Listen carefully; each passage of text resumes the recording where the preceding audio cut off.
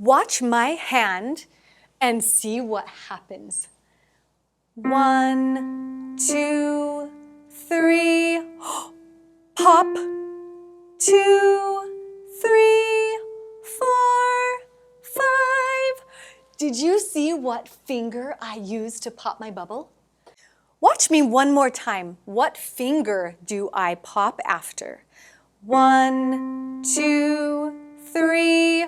Pop. Then I make a new bubble. 2, 3, 4, 5. I popped after finger 3. Now you try. Ready? 1, 2, 3. Pop to that F, and then your 2 finger goes to the G. 2, 3, 4, 5.